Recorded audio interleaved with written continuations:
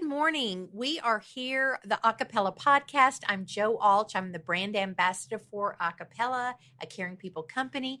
We have two awesome guests and co-host, Brian Harmon. He is a physical therapist, has his MBA, works in Medicare home health. Brian Levy, who is with Cambridge Caregivers and Manchester Place Homes.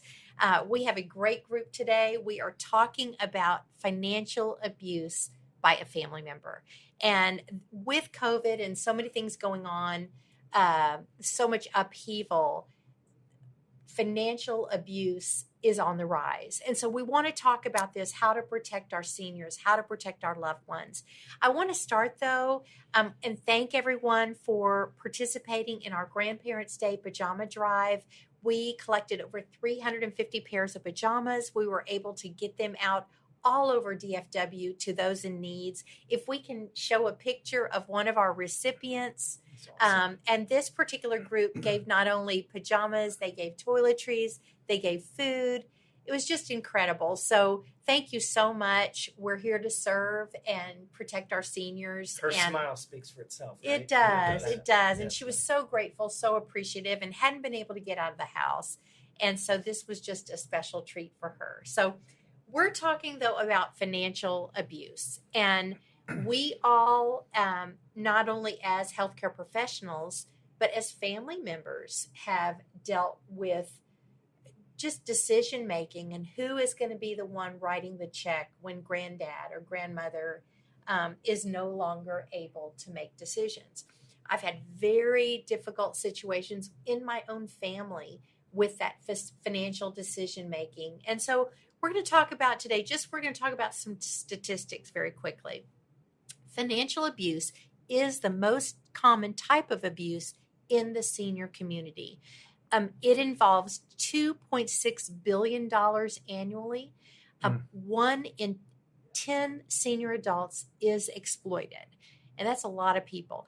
The typical victim, though, and this is something that surprised me. So who do you think the typical victim is? Only because I know the answer. You told us that we cheated. I know. Yeah. We white cheated. females, 78 to 85? 70 to 89, who is cognitively impaired Yep. and isolated. And usually a widow. And usually a widow. Yep. And only 20% of these financial abusers are unknown.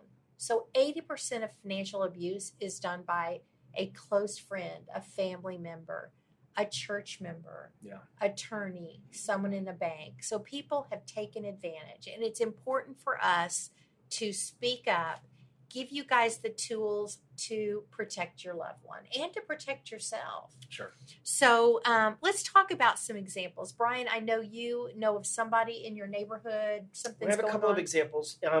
We work a lot in our care homes and our private duty service with banks, guardianship. We had a situation where kids had mom in the back room living at home. She was deaf. She couldn't walk. She was in a wheelchair watching Wheel of Fortune all day and taking her checks. Mm-hmm. And so the bank came in and saved her. She lived in our care home. She had a lot of money. And our doctor actually cleaned her ears out. She had perfect hearing, had a little PT. She was walking around the house like she was a teenager. So, we saved her.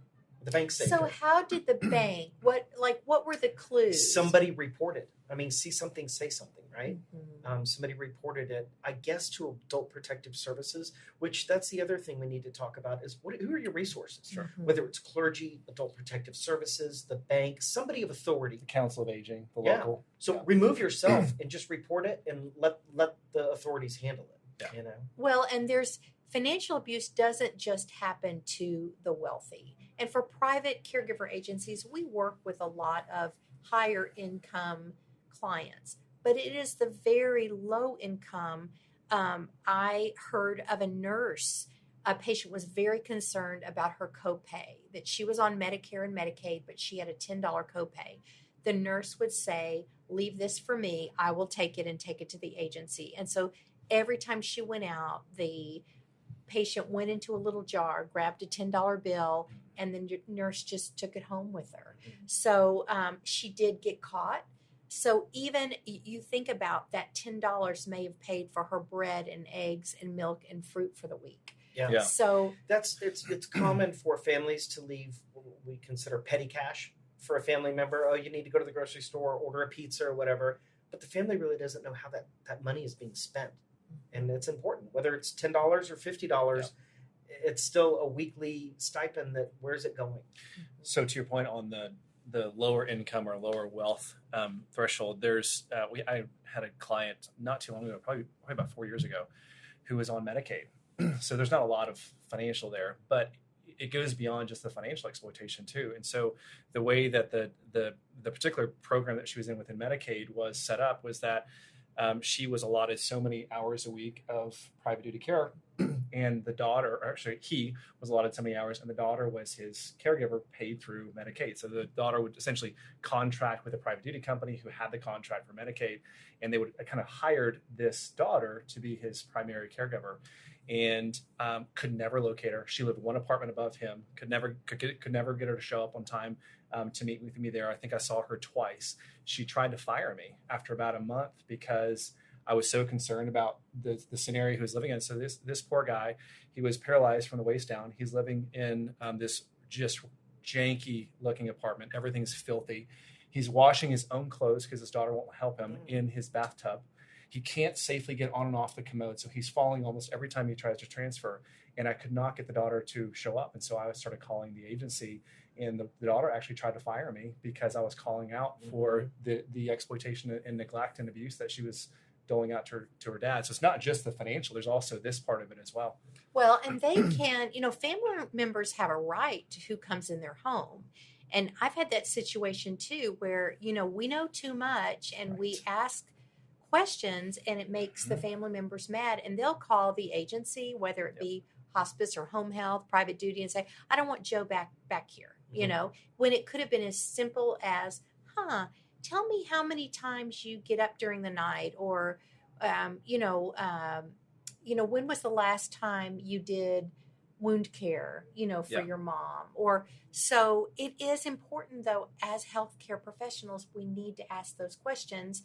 And if you're in doubt, get a healthcare professional that is going to have integrity and ask the right questions, So this is what we're talking about. Mickey Rooney was an example of his stepson grossly took advantage of him. We talked about Casey Kasem. Yeah. How horrible situation. Yeah, awful situation. And those are newsworthy. And unfortunately, only 1 in 5 cases of financial exploitation are even reported, because it may be the estranged daughter who mama feels sorry for because all the other siblings have professional jobs and nice homes, and oh, poor Susie, she's never really, she's always felt she was treated differently, or whatever the scenario. So let's talk about signs of financial abuse in a senior.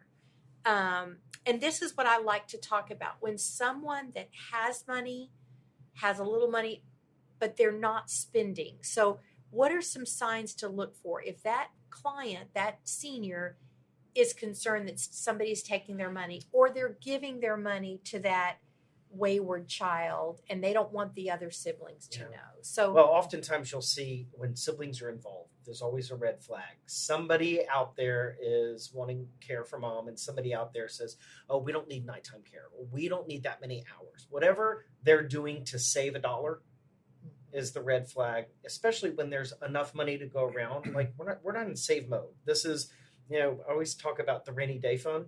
Well, this is the rainy day, so spend it. This is what they prepared for. Exactly. Yeah, this is what they saved for. Catastrophic time. And then here we are trying to step over $1 to pick up a dime to save an hour of private duty care or nursing care for mom or grandma. Mm-hmm.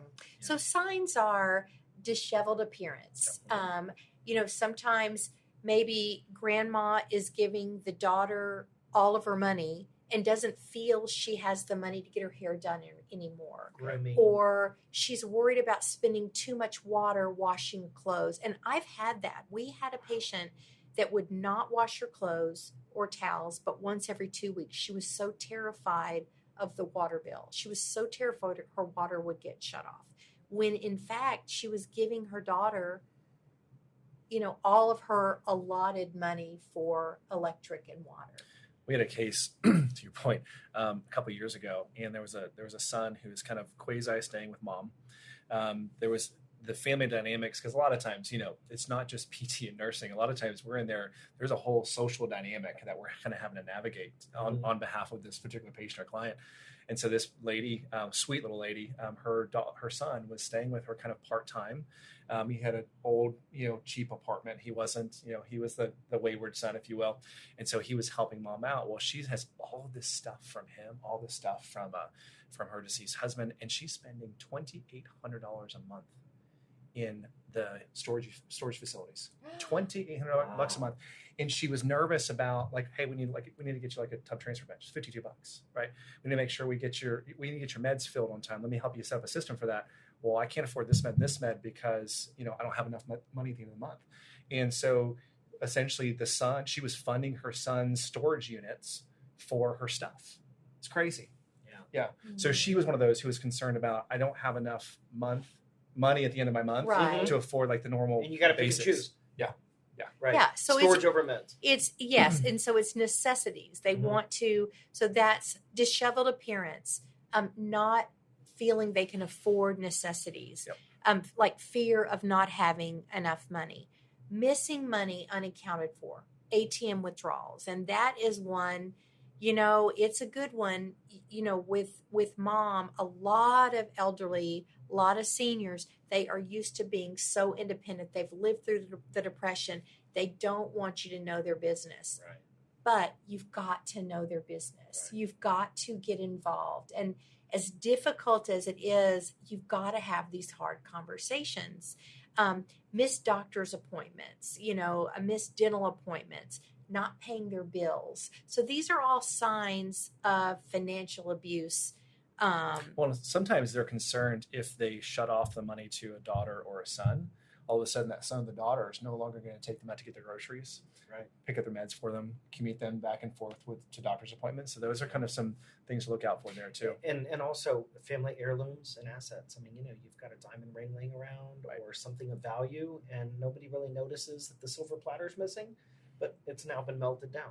Right? Well, and we had a patient that had a private caregiver they found on Craigslist, and we took over, but the caregiver was taking groceries. She would go to the grocery for this patient and add her own groceries and then take those home. And the family was like, we thought the grocery bills were so high. We never questioned, but they just kept getting higher and higher. And so we started asking for receipts.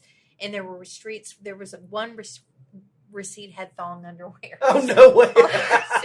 So that's she what they said. Depends now has a whole new line, right? We're going to call Acappella in. Right. So yes, Brandy needs a thong but Joe, underwear. along those lines, it truly, like you said, groceries, when a private duty nurse or a family member is staying with a loved one, taking anything out of that home that doesn't belong to you is theft, including toilet paper. I know. Because that's been done. You can't take the toilet paper that doesn't belong to you. I know. Yeah. So let's talk about signs of the abuser. We kind of touched on this with the signs of the senior that's abused, but wants to control mom's money and feels it's their inheritance. It's not uncommon to be the heir. Mm-hmm. And, you're going to come in and be the hero and take great care of mom. But what you're really doing is trying to stop her from spending the money that you're ultimately going to get. Mm-hmm. And so you look to family. I mean, family's primary abuser. Mm-hmm. And then the abuser puts mom on a budget. I know we had a situation with a family where the daughter just had to have, I think it was APS, but the daughter had to have caregivers during the day. And she was rip-roaring mad. So she would come over and like, well, Mama, we can't afford this. Mama, you can't afford this. You can't do this. So just knowing that they're taking money, what does it matter if grandma is going to get her hair done, if it makes her feel better and makes her look better? And so just putting mom on a budget, neglecting care, not eating, and just having that sense of entitlement. That adult child has the sense of entitlement. And I use the example, I don't know if you all saw the movie Bernie. Weekend at Bernie's. Weekend at Bernie's. No, okay, Bernie was great. It's based on a true story in East Texas, and it was a wealthy millionaire wife of a bank president, and her husband died, and this funeral home worker befriended her, and they wound up having. She was 20 years older. It's a great movie. Jack Black is the lead in it, and basically, they befriend and they start traveling the world, and he buys things. Buys a plane. I mean, just all this crazy stuff. And the family finally steps in. And I don't want to give the story away, but it's a perfect example of somebody that feels, well, I'm her friend. I'm the one with her. I'm the one taking her to the grocery. Right. So this is my money. I'm the good guy here. This is my compensation. Yeah. And that's another red flag is when somebody out of nowhere all of a sudden appears to be an advocate or a family member or someone that's now going to be involved. Where have you been and why are you here now? And we come across that a lot. And we've got to ask the hard questions, But, sorry to offend you, but who are you and where did you come from? So what do we do? How do we fight back? So what do we recommend to families that they have a suspicion that something's going on? What would you guys recommend? So I think there's actually 5 steps that are recommended for family members or even for the seniors themselves to start looking into to help prevent this, because prevention is always the better way to do this. And so one of them is to make sure that there is a durable medical or durable power of attorney. I know a lot of times, like, you'll have a senior who will have like the daughter or the granddaughter or the grandson who's helping out, and just for ease sake, they will have them added to the bank account so they can write checks for bills, right? The problem with that is that when you add them to your account, you essentially make them co-owner. And so there's no legal fiduciary responsibility that the grandson or the granddaughter has for the money that's in the account. So if you get them with a power of attorney, now there's a legal recourse for other family members or that particular senior to try to recoup some of that money back, because now there's legal ramifications. Mm-hmm. So that's number one, is making sure you have a power of attorney. So let me ask you this. Okay, so, and I'm going to use the example of my grandmother. My granddad died. She had never written a check in her life. So she starts writing checks. She gets older, and so she has my mother is the next of kin and gets my mother's name on the checking account. Well, isn't that when they add those names, is that not discussed at the bank? Is that not something? Wouldn't that be something right away you'd say? So there's AARP has, I think it's called Get Safe or something. There's a banking system that they're training a lot of financial planners and bankers on. I think it's like 100,000 people have gone through this thing now. And so they are starting to look out for these kind of things. Like if someone comes in and is automatically being added to an account, they're starting to ask a lot more questions. And so they're looking for the disheveled nature. They're looking for, like, they're asking certain questions to help with that. But still, it's still that patient's or that senior's it's their prerogative. If they want to add a family member, right? So they can if they want. It's just the legal part of it is it's not probably advised to just simply, for the sake of ease, just to add them as a signer for the account, but actually go through the process and get the power of attorney set up, just so that there's an insurance claim. And that's the thing is, power of attorney is important. I mean, that's a legal binding opportunity or position, fiduciary and medical. Yeah. And, as we've talked about before, careful who you pick. Yeah. Well, and that's another thing is I know a lot of times, and I've seen this, I've been in healthcare for 25 years, the wayward child is the one that's living at home and makes the senior feel guilty. Well, I'm here. Why don't you let me handle all the financial responsibilities? Right. And then the senior's torn because Bobby's off in Michigan, Susie's off in New York City, and so it does make sense. So give us some advice on when somebody is picking their power of attorney, their medical power of attorney, their financial. What are some thoughts you guys have on that? Well, for medical power of attorney, for one, make sure that person actually knows what your end-of-life wishes are. I mean, in great detail. Do you want hospice? Do you want home health? Do you want to die at home? Do you want to die in the living room by the window or in your bedroom? Right. I mean, all the details that matter if you can't make your care needs known. And then, of course, there's fiduciary, which is I think you got to have these conversations earlier than you think you do. Mhm. Because if you wait until you're starting to have some cognitive challenges, this is going to be a harder conversation to have. Yeah. So like my wife and I have them now. We got ours set up when I was in my mid 30s. Like my wife knows exactly here's what I do. She actually has a letter from me to her on here's the steps that I want you to do for the first 6 months, right? By step.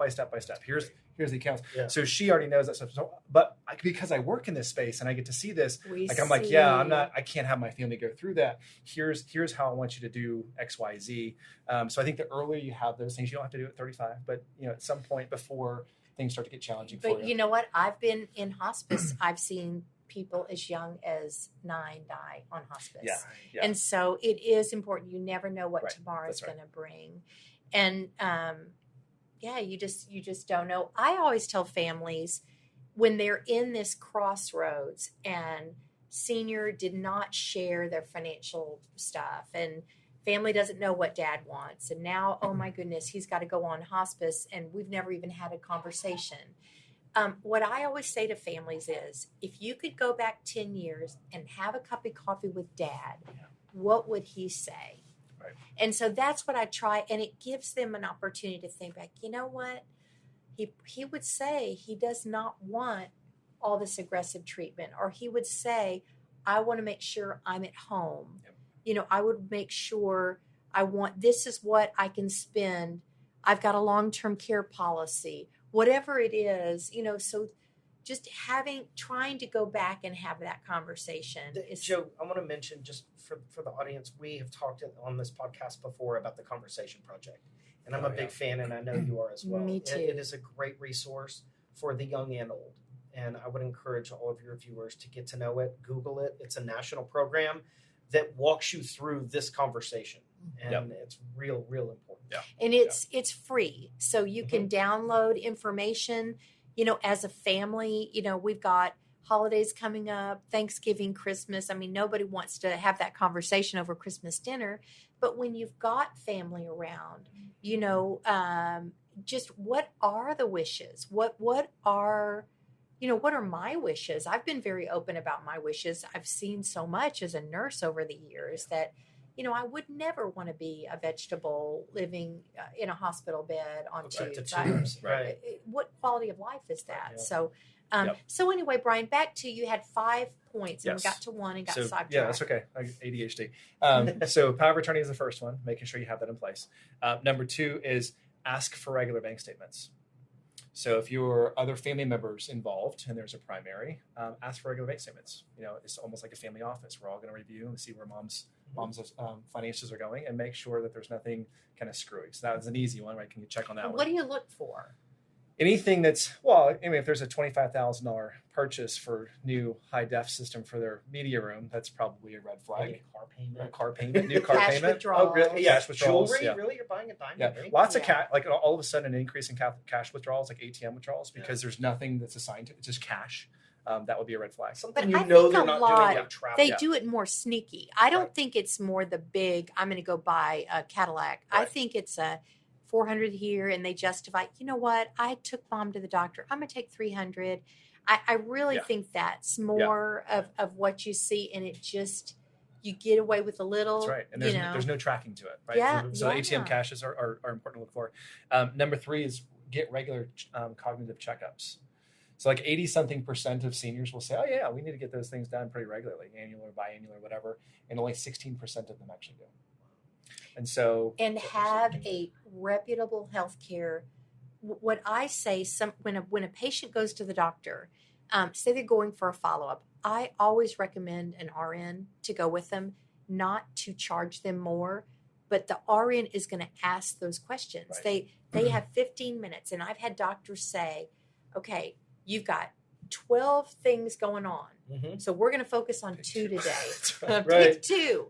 And so it's easy as a nurse or a healthcare professional to get around those questions. Right. Okay, let's move on. We got that. Insulin's, blood sugar has been controlled. So, I'll educate them on that one. Let's go to the next thing. Yeah. To have an advocate for you. We have a lot of clients that live here and their family live out of state or out of country. And as I know y'all do this as well, is just have an advocate go to the doctor with you, take notes, ask some questions, and then report back to the family. So it's full circle. It is. And just getting back to the family and letting them, and sometimes the family is not realistic and they think that mom's, she's just a little confused when she is really no longer able to drive and make decisions. So, okay. All right. So that was number 3. Number 4 is consider technology solutions. So there is a program called eversafe.com. And what it does is it goes back and it analyzes like your historical data, like your spending from your bank account, and it creates a profile. And if the software starts to notice anything deviating from that profile, like more ATM withdrawals or whatever, or the spending by the month goes up, it will actually alert family members to something crazy going on. So eversafe.com is that one. So that's number 4. And then number 5 is the one we've talked about before, which is consult with an elder care attorney. Mm-hmm. So you have power of attorney is number 1.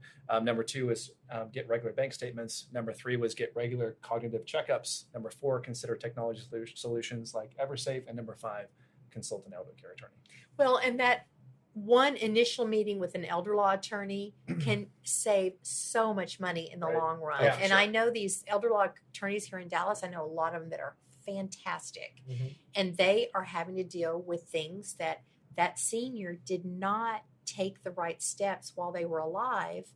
And it's just very costly when he could or she could have made those decisions and had them in writing. And That's right. So let's talk about adult protective services. If when in doubt, when you have a concern, you have a red flag, contact Adult Protective Services. Yep. That is our resource here in Dallas. AARP has information related on who to contact in your area. There's Elder Care Locators. It's a program affiliated with the U.S. Department of Health and Human Services. And we can give that information. It's 800-677-1116 if you're not in Texas and listening from somewhere else. But in the senior source. The senior source is a great, and I know Dallas County does not have a senior center. Most counties have some kind of a senior center, and I'm sure they have information too. So ask if you're in doubt, ask someone at your church. One thing with financial abuse, we are obligated. Not only are we obligated for physical abuse, if we see signs of sexual abuse, emotional abuse, we are obligated as healthcare professionals to report it. That's right. Clergy are obligated, banks are obligated, attorneys are obligated. So, just when you see something, don't stay silent. Right. We need to be advocates for our seniors. Absolutely. So just how to prevent if your mom needs a little bit of care, I always say hire caregivers from a reputable company like Acappella, Cambridge Caregivers. If you have Medicare and you can't afford to personally pay out of pocket, but you benefit from Medicare services, a physical therapist coming out a couple times a week, offering a bath visit maybe once or twice a week. Make sure your Medicare agency is ethical. Do your research, do your homework. We are all guests in your home, so you want to do your homework. If I get a call, somebody may want care and they'll say, well, I've got 3 interviews. Good. That's what you need to do. Yeah. You need to interview who is coming into your home. Yep. Anything else to add on just how we can keep our loved ones safe? I think we've we've covered all. Yeah. The thing is, see something, say something, and don't be afraid to speak up. Mm-hmm. We talked earlier about your fear is you're going to upset the elder, the person that's dying, but you're doing the right thing for them. So if they were in their right state of mind, they would want that advocate. Of course, and they would. Maybe they chose someone to be a power of attorney, medical power of attorney that doesn't see eye to eye, but they thought they did. So just use your best judgment and start the process early. In the Conversation Project, we are all firm advocates on just take a minute. The conversationproject.org can give you great information on decisions on how to take the keys away. Questions to ask. Questions on dementia, power of attorney, hospice. End of life desires. Mm-hmm. Yeah. Yep. So this was great. Yeah. Thank you guys so much. A lot of information. Lots of Yeah. information. We will be back soon. And I just appreciate your time so much. If someone wants to reach out to you, Brian, about Captain. Manchester Place, Captain Brian with Right. Captain Brian and Podcast Right, Brian. right. So Captain Brian, if they want to reach out to you and have questions about your group home Sure. or private care. I appreciate it. ManchesterLiving.com for our care homes, Cambridge Caregivers for Cambridge in-home care. And you can always reach me 24/7, 214-649-9922. And how about you, Brian? If for the Medicare client that needs Medicare services in their home, You can follow me on LinkedIn or Facebook, or you can reach me on my cell phone at 321-271-4052. And I'm Joe. I'm with Acappella Caring People Company. It's been great today, and I hope this information has been useful. Email me or send me a message on Facebook if there's a subject or topic you'd like to hear about. We are here. We know the healthcare industry, and we want to help you through this maze of healthcare. So thank you so much. Have a blessed day.